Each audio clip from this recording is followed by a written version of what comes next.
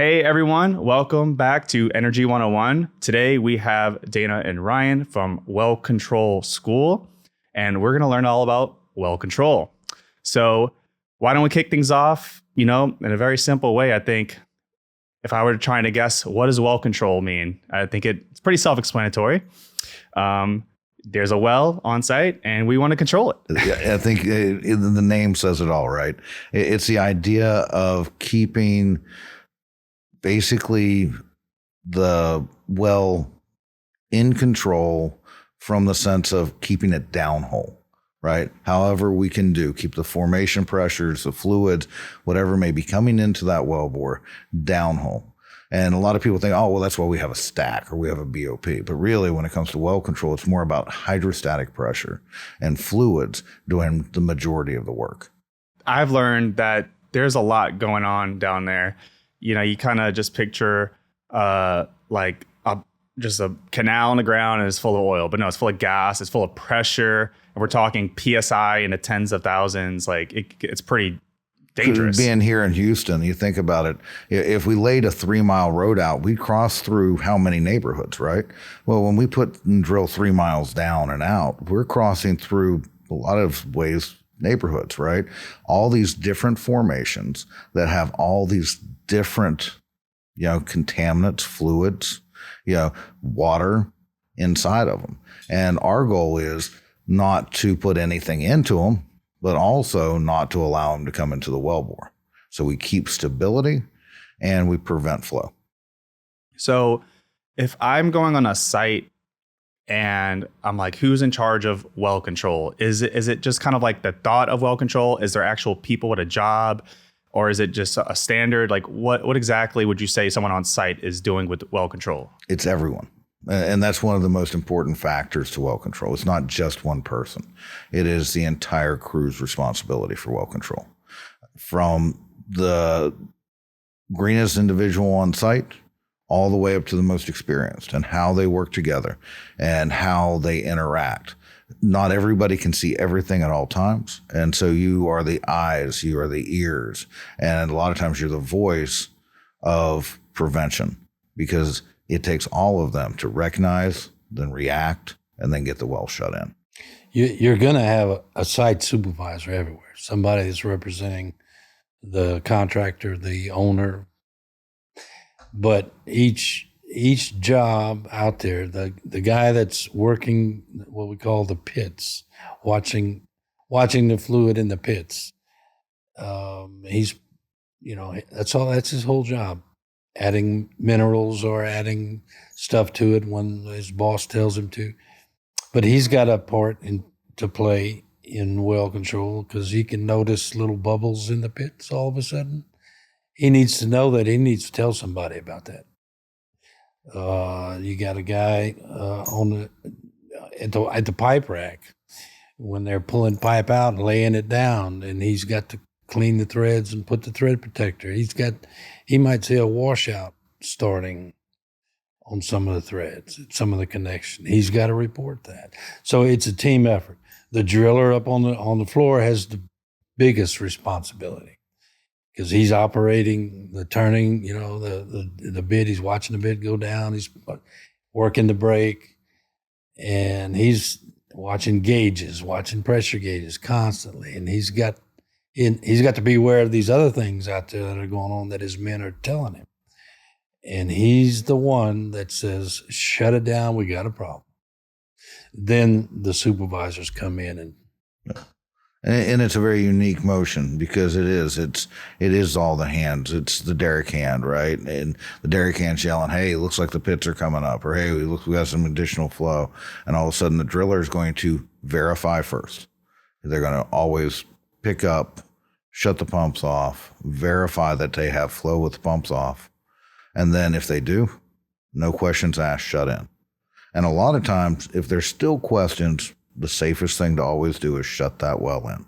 Always secure it.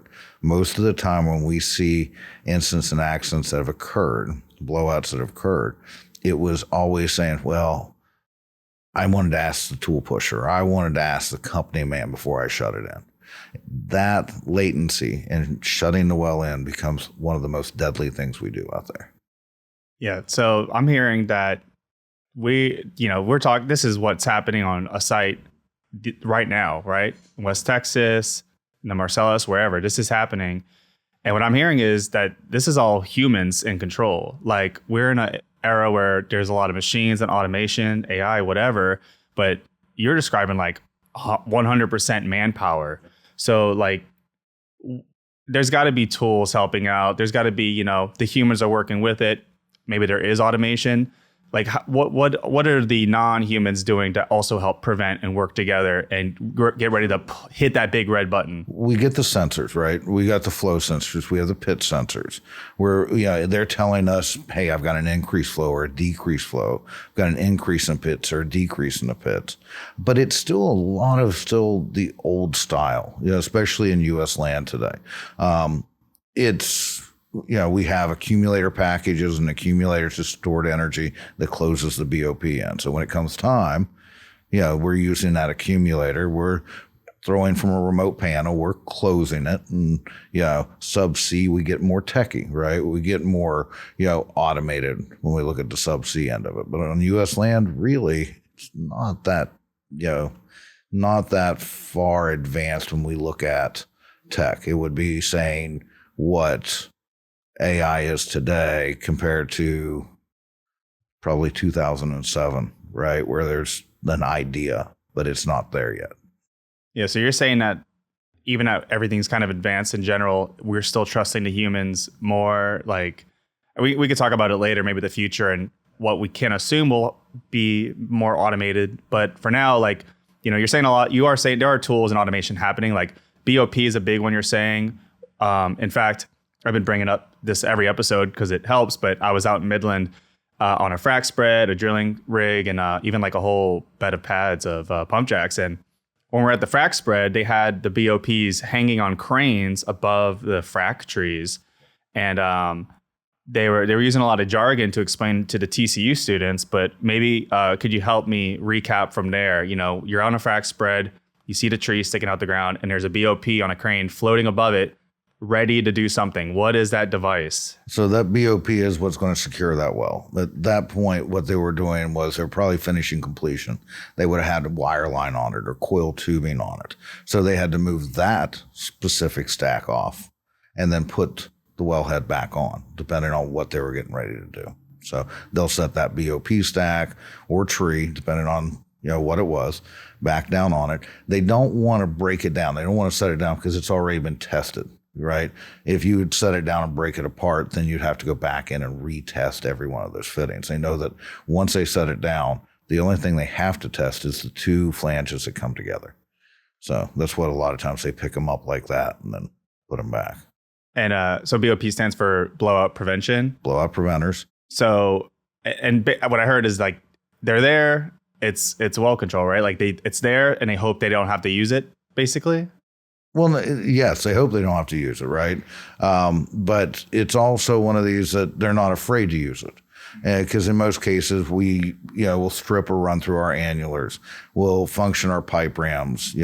We'll do different things, and we'll utilize them at times during our drilling activities. It's normal operations.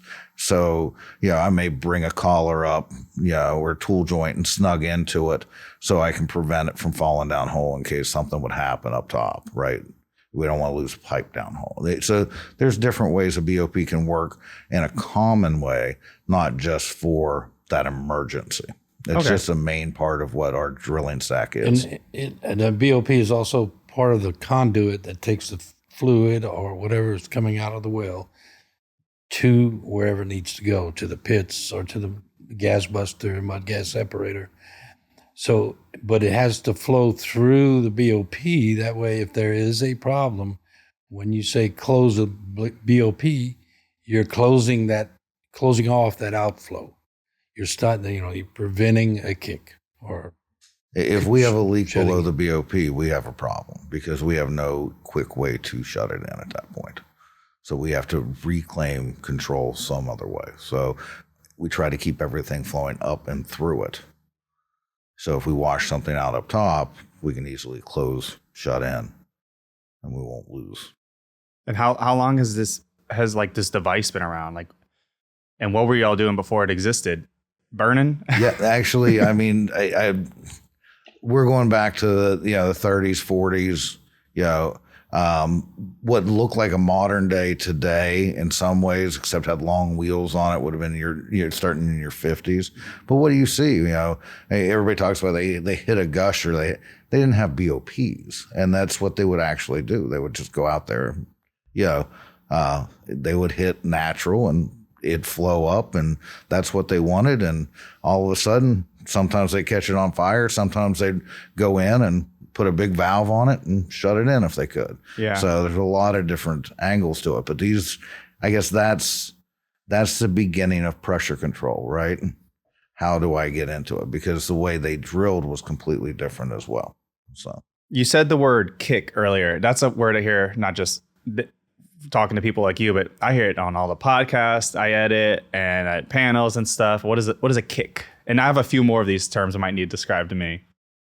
A kick is an influx. And what do we mean is it's something that's come into that wellbore and it's coming to see us, right? That's the best way to look at it. So you see it like on like the monitors or No, how we have to see it is anything that comes in. I have a barrel that comes in and a barrel that comes out, right? So my pit level should always stay exactly the same. But the moment that my pit level goes up and it goes up 2 barrels, that means a kick has come in. That means 2 barrels of something now has come into the wellbore and has displaced an additional 2 out. And now I have something coming out. And most of the time we're looking at that as being some sort of hydrocarbon or water flow, but most commonly it's methane, it's gas. And what the difference is when we talk kick and everybody thinks methane, they take worst case scenario, is because gas doesn't just stay in a single bubble. Gas expands and it continues to push out. Now, we talked earlier that we depend on hydrostatic pressure to keep everything controlled. So as that gas starts pushing out, we start losing more fluid, we lose more hydrostatic pressure, which means more gas can come in. It's very complicated, but you're really dumbing it down in a really good way. Let's get into maybe kind of like what y'all are doing now, which is well control school. So basically, I mean, this is something where y'all are certifying people in well control safety. And I mean, let's break down like what are these courses? What are they learning? What I think of first is like OSHA is like this federal thing that's like safety and stuff. Is it kind of like that, or is it its own thing? Well, we're accredited by 2 different bodies to teach. They set the curriculum that we have to teach to, and they level it out. Like in the drilling side, there's 3 levels. Start with introductory, and then the mid-level or driller level, and then a supervisor level. So each level has training objectives they have to learn and be tested to. The well intervention, the things that go on after a well is completed, those guys have their set of standards they have to meet. And they're basically 3 levels introductory. There's an operator level. That's the guy, say, on a coil tubing unit that's operating the unit, the levers and lowering the coil and doing all. He's got things he's got to be certified at. And then your site supervisor has things he has to be certified at. So that's the operator and supervisor level for the workover people. And we look at also mainly everything's built for land, but you can add subsea as well. So that would be the addition to the level. So if I was taking a drilling course, I could have drilling and that would just be for land, or I could take drilling with subsea. And then that would get them ready for the subsea stack and everything from there. So there's a couple of courses y'all mentioned that before we shot. There's that it's like a couple of acronyms. What are those? IADC. Yeah, what is that exactly? International Association of Drilling Contractors. IADC is our governing body when it comes to drilling here in the United States, basically, well, and all over the world, right? They help mold and move forward new regulations, make sure that we're all working at a very safe and productive standard. And they guide us in the well control training aspect as well. They set what that curriculum must be. They tell us what topics have to be taught. IWCF is the International Well Control Forum, and they're more of a European based. They are all over the world, just the same as IADC, but they focus more on North Sea, European Union, that side. And there's really, we always joke, well control is well control. It doesn't matter. Pound per gallon times 0.052 times TVD does not change depending on which one you take, right? Right. But it's how it relates to necessarily the people, right? So IADC really relates to the U.S. and all of the U.S. basins very well, and South America and the Gulf of America, right? Yeah, they really have cornered that market. So these are mandatory courses to work in the field, basically? It's for if you're going to work offshore, yes. Okay. If you're going to work for some companies, yes. Insurance companies right now are the ones putting a big push towards everyone making sure they have it. What they found is incident rates decrease dramatically if all the crew has a well control certification. Of course. So it's the betterment of the industry. Most states say they need to have some sort of formal training. Some states will lay it out. You must have an IADC, or an IWCF equivalent training to be able to work in that state. I feel like there's a lot going on. I mean, just Midland alone, there's so many drill sites and stuff like that. I've learned that roughnecks, they can get hired right out of high school and just start working, on a rig. Are all these guys going through proper training and courses, or is there like small operators who are trying to get away with it? Maybe Yeah. audited. Like what does it look from that level all the way up to the majors working for Exxon and BP? They're not all going through it. And that's a problem. Well, it is when a well blows up. Of course. Somebody gets hurt. But the smaller operators, smaller companies can't really afford to send their guys to formal training. And then also they're not pressured by any regulatory body to get trained. I guess if they have insurance, their insurance company is, unfortunately, I hate to admit it, but there's companies out there that are just winging it. They get hired to do a job and they cross their fingers. They'll get it done safe. Nobody gets hurt. West Texas in the unique end is unique in itself, right? It is not the model for the rest of the United States. In most places, if you go to, be it Northeast and Utica and Marcellus, and you're going to have the Pattersons, you're going to have the Neighbors, you're going to have the Precisions, and every one of their guys takes training, right? So it depends on what groups with it. And don't get me wrong, the new hires, the roustabouts that go out there, they may not need this kind of training. There's somebody, they're hauling sacks of stuff across the location. They're taking pipe threads off a pipe and doping the threads. They're told what to do every second of the day. And probably 60-70% of them make one hitch and they never come back. It's a rite of passage. I mean, I remember my first well control if they class, even make one right? hitch. But it was a big thing because you knew now that you belonged. Hey, I got to go to well control, right? that means somebody thinks I'm worth being here. And that was always kind of that. They spend a little money on you. They trained you. Yeah. And it really means something to a lot of these guys when they come in. Yeah. And they go through these courses, especially those guys, it's the first time, or even their second time, because they're really taking it in. They're really learning a lot, and they're learning about things that nobody's necessarily showed them, because we've had such a turnover in the industry. That idea that we had those mentors, like a lot of the times that Dan and I grew up with, we had guys who were there to show us, right? And so at that time, those were our teachers. Our problem with it today is this workforce is changing so fast. You don't get a chance to get to know somebody's name.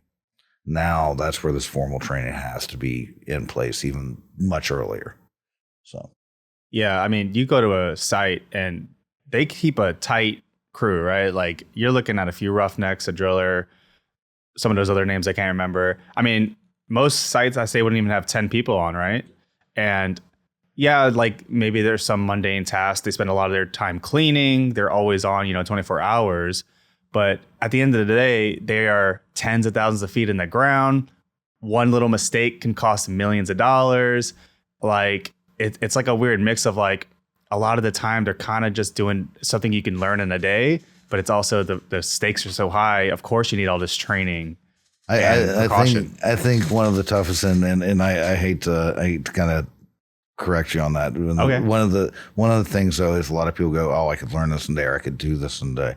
And I think that any true driller out there would tell you, in an entire lifetime, I'll never know completely my job, because everything changes so rapidly and so quickly.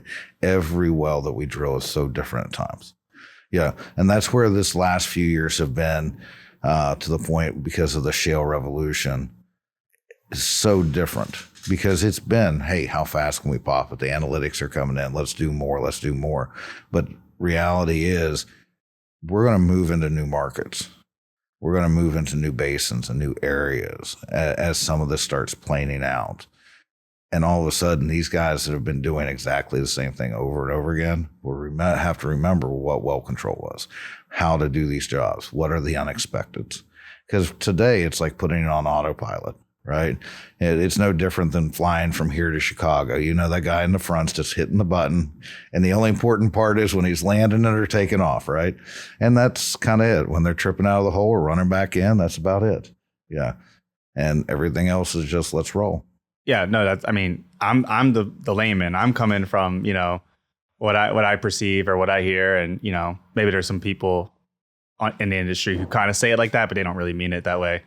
But I mean, yeah, so there is a lot of precaution and training involved. And let's maybe talk more specifically. Like if I'm picturing like taking a course, let's compare it to like a bartender, like in Texas or by state. If you want to be a bartender or a waiter and you have to legally serve alcohol, you do a little test through TABC.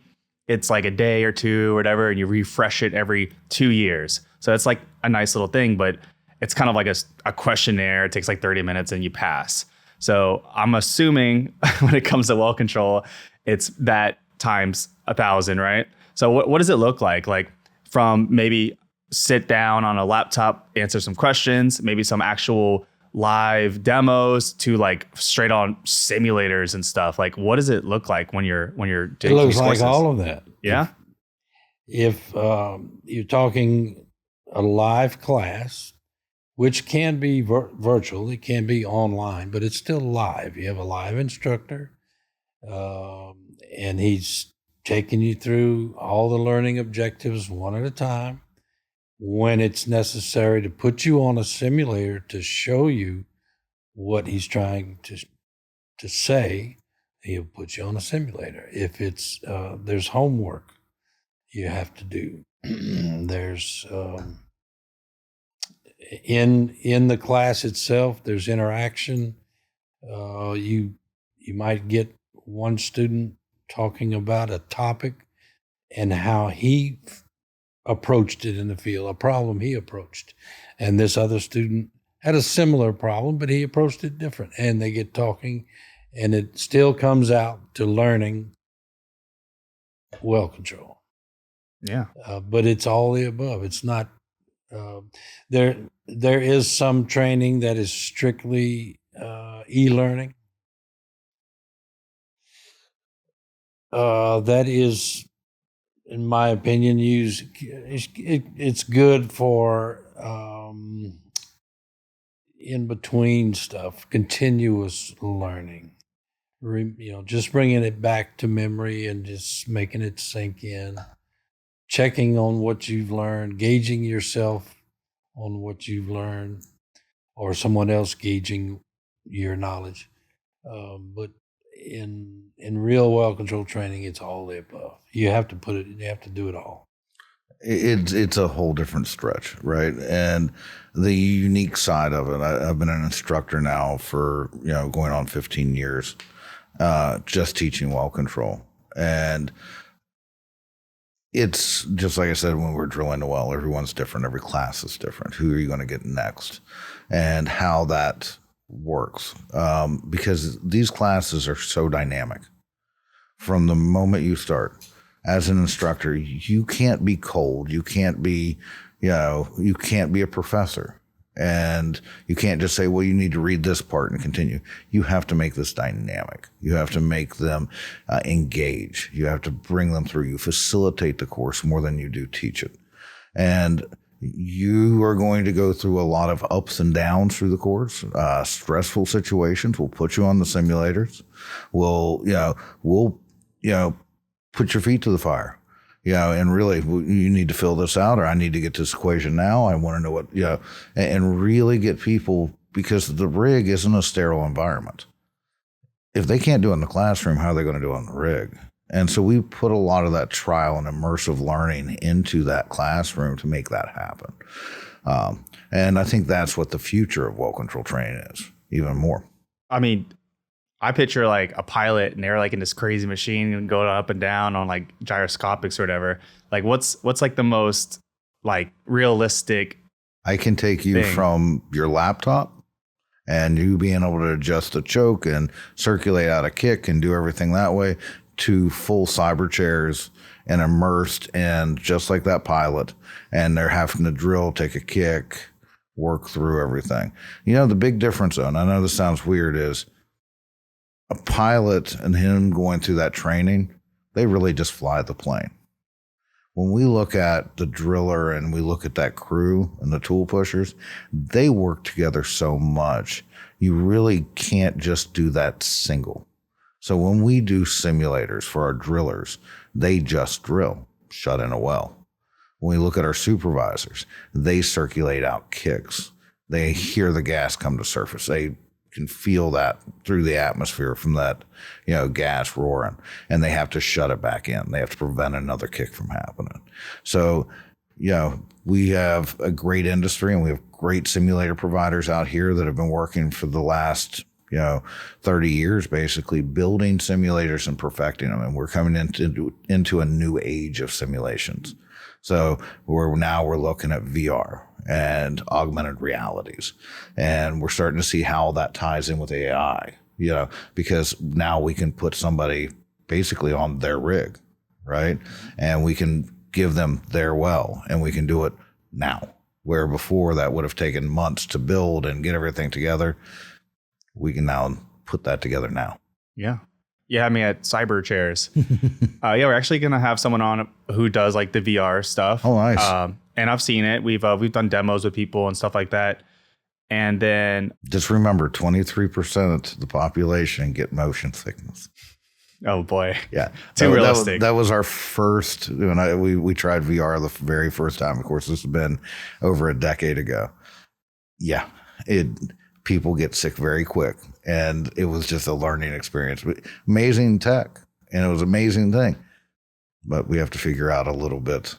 Let me ask you, do you do the blast generators in their ears, just that loud environment? And on those, we did not, but they do put the sounds behind it. Even our old simulators, that was a big thing. You turn it up, you turn the volume up, you hear those pumps, you hear everything running. I love that. Yeah. Speaking of like training courses and stuff, we just had Maciel on, who has a history in wireline, and she was talking a lot about how she learned from the ground up, basically.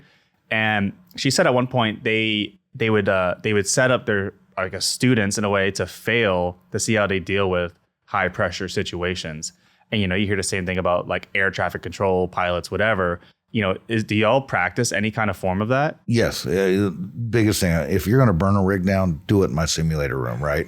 and we learn from failure. That's the biggest end of this. So if you want to do something, one of the sayings is you get these guys all the time, well, hold the casing gauge constant, which is an absolutely wrong thing to do. Problem with it is that, you don't do that and do it the right way. No, I always looked at it as do it. Let's see what happens, right? All I have to do is hit a reset button. And once they see the whole rig burn down, once they realize this thing's done, they can see, hey, that's not what I'm supposed to do. I can learn from my mistakes. Out on the rig, that's really hard to do because a lot of times you don't walk away. Yeah, and what we do is we don't simulate drilling the hole.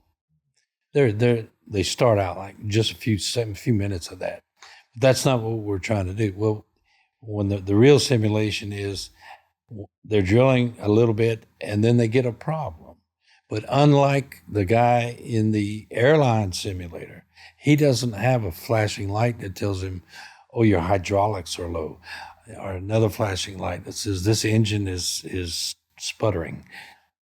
All he's got is gauges and stuff that have been there all along, and then he's got to figure out what's wrong pretty quick. And that's what we simulate. We throw him a problem and don't say, there's no indicators of what the problem is. There's indicators that it could be this, could be that, could be this, could be that. He's got to work it out. So I always have this question. This always comes up whenever we're talking about like onshore field, whatever, and like kind of the evolution of whatever we're talking about. And well control very much fits in these two questions. And that's always talking about the transition from the shale revolution. So basically, how are things going right before and how are things going today? And then comparing it to offshore. So I feel like well control can kind of go into both of those, starting with the shale revolution. So when we're doing all these vertical wells for decades, and then we started going horizontal constantly, what did well control do to like adjust, and like what changed maybe in the industry? As far as training is concerned, or I mean, when you're going horizontal, like what is introduced? Is there more tech involved? Is there more machines, and like what is actually going on? The equipment had to evolve a little bit, but in well control,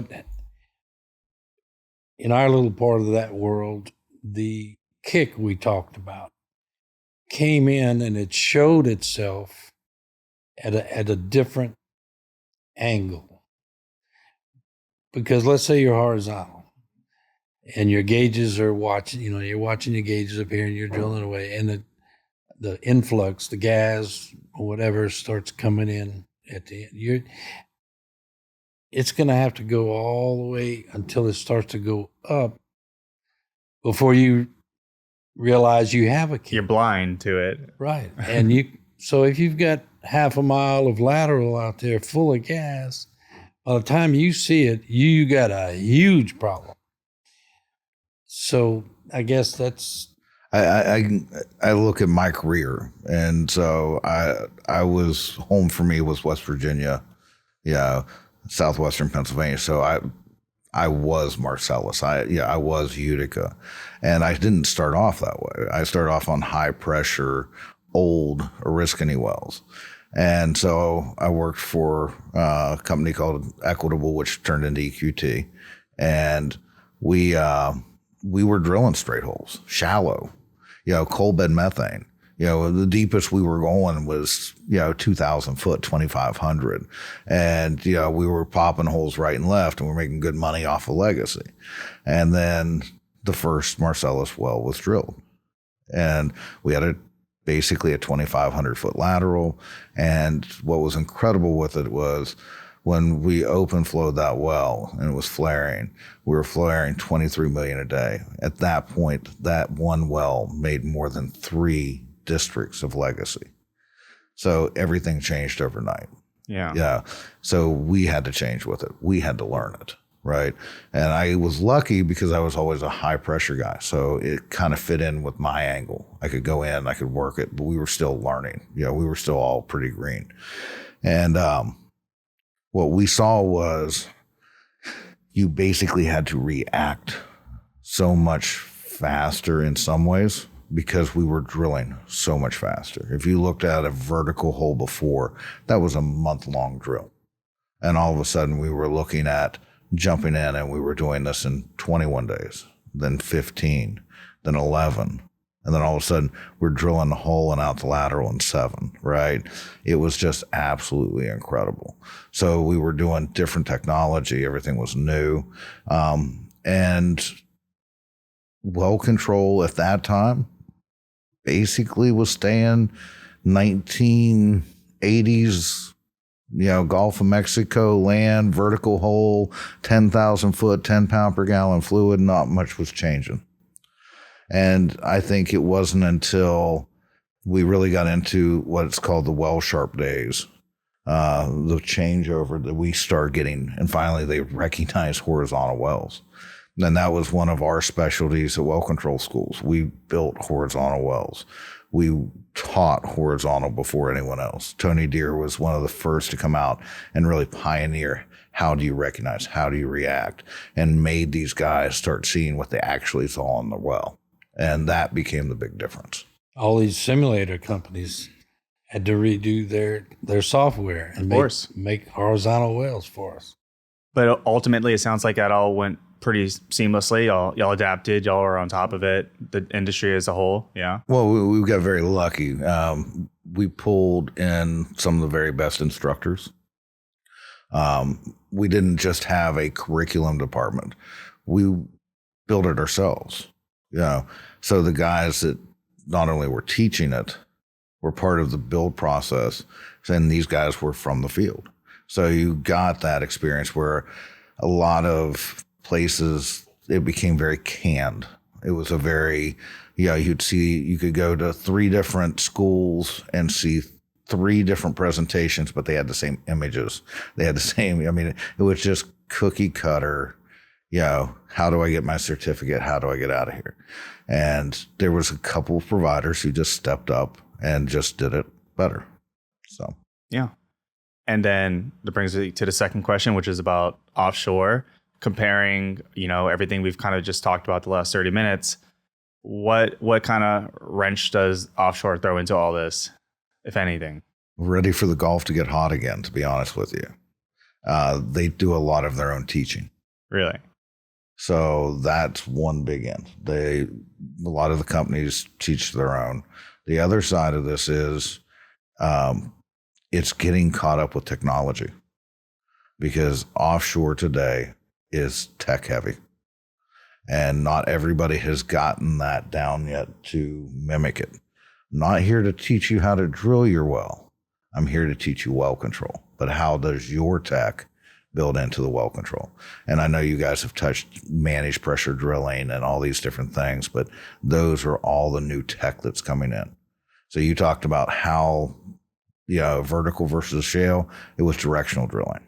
Well, today, what's the difference going to be? It's going to be managed pressure drilling. And we'll drill wells quicker, faster, go to areas that we've never been before because of these possibilities. And it takes the classroom to get them there. These guys are going to have to be trained on what and how to react, how to use the equipment, and the big one, how to work together with it. Well, not to simplify it too much either. Get back to the well control side of subsea versus land. You got to think about it. You've taken your BOP from the rig floor and you put it on the sea floor. Okay, so from there down, you can say it's basically the same. You watch the same gauges, you watch the same indicators, but from that BOP up, depending on the depth of the water, it can be 5,000 feet of water. That's the difference. Of course. anything gets into that, what they call a riser, Okay. going from the seabed to the platform, anything that gets in there that's not supposed to be in there is a serious problem. And you don't have a BOP at top to stop it like you do on land. It's BOPs on the rig floor. I mean, on the seabed, seafloor. So that's simplifying it a little bit, but that's the difference between land and subsea. Yeah. Yeah. I never really been broken down what the offshore rigs are doing. So obviously they're not using all the fancy pipe above the BOP. That's just in the water. Like, So I don't even understand what that is. You have a big straw that goes from the rig. That's what I'm picturing. that goes down, but inside of that's the same type of drill string that you're drilling on land with. Oh, okay. But that's inside the riser. Yeah. And down into the BOP. So the riser's there. We've come a long way with riser technology. But you have to think, I mean, we talk 5,000 foot and we're talking about ocean currents. This isn't a straight up and down. There's a lot of give and bend as it goes. That's what I'm picturing. So, yeah. Yeah. I'll save that for a different podcast. So something interesting I kind of thought about with this topic is like, is there maybe like a villain in this industry? Is there someone who's keeping secrets? They have their tech they're not sharing with the rest of the class, their stories, their information. Like, is there anything like that, or is it all pretty open? And no, I don't think so. I don't think there's a villain like that. I think anybody who knows something that can save a rig, save a life, is going to talk about it. Is going to tell you. I think the funny end is a lot of times is, is they say, oh, well, we have well control school and they have competitors. And we work together hand in hand at IADC conferences all the time. Most of us have worked at one or the other at one point.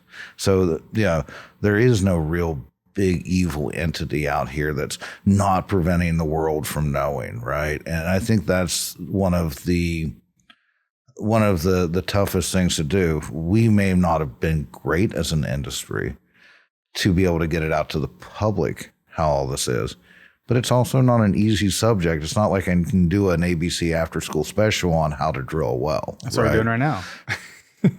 And that's it. What's funny is they tried it. We tried it with the Marcellus in the Northeast. Every commercial, all these radio programs, we had the Marcellus Coalition, and we did the Marcellus Minute, trying to teach the general public not to be afraid, but to understand. And I think in a lot of areas it worked really well. Do we need to do better? Yes. Yeah. Do we need to work better together? I think we're doing a pretty good job at it. Collide and, things that we're looking at now, it's only going to make that stronger. People can come in and ask questions. People are hungry for social media. This isn't the day where guys went away for 2 weeks and they got lucky to get a phone call. Everybody's connected now, and we can talk and we can share and we can move stuff forward. We just did a presentation in New Orleans at the conference about how we bring over all of those old incidents and putting them into training. And that's those companies being honest. This happened. This is what went on. So we can learn from those mistakes, make this better, and move everything forward.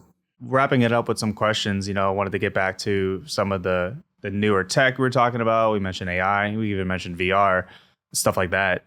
But like that, the current state we're at right now, like going back to the field, like what is actually on site that's really helping well control? Like, is there anything that's just actually fully autonomous, mistake proof, like you can't mess it up? Like, what are some of the things out there that are really doing the job right now? I don't know. I've never heard of one. You've got different brands of things that are out there that supposedly will help you with that. Right, tools. Yeah, but I mean, I look at it. I look at the KBOS system, right? A single shot cuts everything and closes it in. I mean, it's going to cost you a lot of money, but that's a change. That's a movement forward, right? MPD, I think. As we look at MPD, Okay, is kind of he's talking about managed pressure drilling. There's a whole system they set up.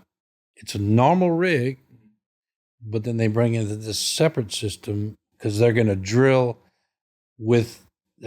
under pressure. They're basically taking a kick the whole while they're drilling, but they have a system that's going to control that. All right, so it's fully automated. It's got all kind of bells and whistles, but you got a man or a woman sitting there watching it and knowing when to flip this switch and when to flip that switch. It's going to flip its own switches for a while, and but it's still a machine. And you've got to have, there's a human somewhere, and like back on the rig, let's go back to the alarms.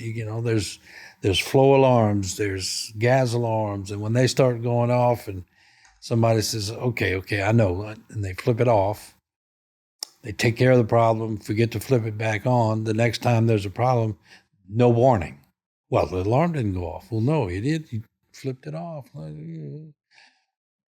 Humans. and But you've got this technology. It's there to help, and some of those people claim you don't have to worry about a thing.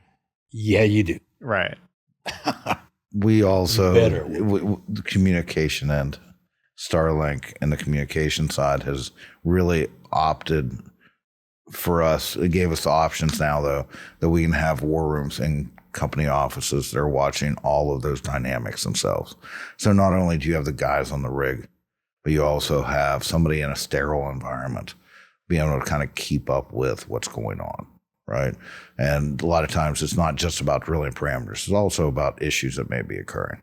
Yeah, I mean, y'all started off saying that it's a lot of manpower, and we're still at that point. But just to end with the questions here, like, what can you actually maybe almost confidently predict that like AI or just any kind of advanced tech we'll see in a few decades where it is fully automated, or like a super tool, or just completely mistake proof, a set it forget it thing on a site that can help? Is there anything in the works? Anything you can see? I've said this for a while, and there have been autonomous rigs out there that's already ran. Drill by wire is not a new thing. The thing with it now is we're going to have the same crew, but they're just going to have new tasks. They may not be drilling a hole, but they're repairing the machinery that is. And that may be where we get to. But anytime, and this is never to take any jobs away, but anytime we can get a guy off that rig floor, we're just a little bit safer, right? The further we can get that back. So if we can figure out how we can use all of this automation to make us just a little bit safer, that's what's going to matter. So, and then there's going to be plenty of jobs to fix all that automation. So cool. Well, Ryan, Dana, thanks for coming on. Why don't y'all kind of pitch y'all's podcast? Because, everyone comes on and kind of just shares how they do their part in the industry, but y'all are actually, like us, putting out media, helping and educating. So what exactly do y'all do online podcast wise? Oh, you mean the On Site with Tony Deere. TD? Yeah, On Site with TD. Yeah. It's go ahead. Well, we looked at it and said, how do we get learning to everybody a little bit differently? How can we bring the subject matter experts onto their phones? Kind of like a lot what you guys have done. And we were taking it from the perspective, let's sit down. We have the top people in the industry coming in to take these courses. Can we get them for 15, 20 minutes? Can we have a discussion that maybe we didn't really want to have?